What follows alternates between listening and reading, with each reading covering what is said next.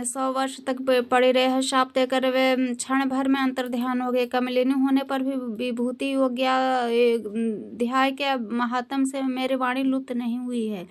मुझे लांघने मात्र के अपराध से तुम पृथ्वी पर गिरे हो। पक्षीराज, यहाँ खड़े हुए तुम्हारे सामने ही आज मेरे शाप की निवृत्ति हो रही है, क्योंकि आज 100 वर्ष पूरे हो गए हैं। मेरे द्वारा गाए जाते हुए उस उत्तम अध्याय को तुम भी सुन लो। उसके श्रवण मात्र से तुम भी आज ही मुक्त हो जाओगे।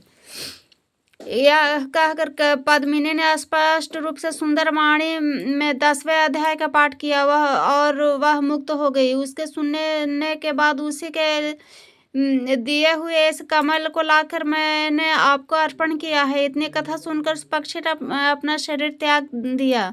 यह एक अद्भुत सी घटना हुई। वही पक्षी अब 10वें अध्याय के प्रभाव से ब्राह्मण कुल में उत्पन्न हुआ। जन्म से ही अभ्यास होने के कारण शैवावस्था में ही इसके मुख से सदा गीता के 10वें अध्याय का उच्चारण हुआ करता था। 10वें अध्याय के अर्थ चिंतन का यह परिणाम हुआ कि यह सब भूतों में स्थित शंख चक्रधारी भगवान विष्णु का सदा ही दर्शन करता रहता।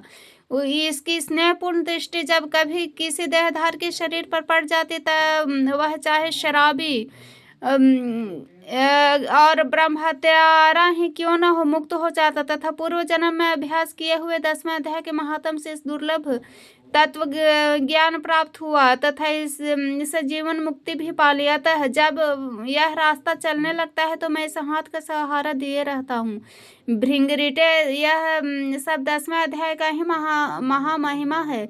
पार्वती, इस प्रकार मैं भृंगरीटी के सामने जो पापनाशक कथा कही थी यह वही यहाँ तुमसे भी कही। नर हो या नारी अथवा कोई भी क्यों न हो, इस 10वें अध्याय के श्रवण मात्र से ही सब श्रवण के पालन का फल प्राप्त होता है।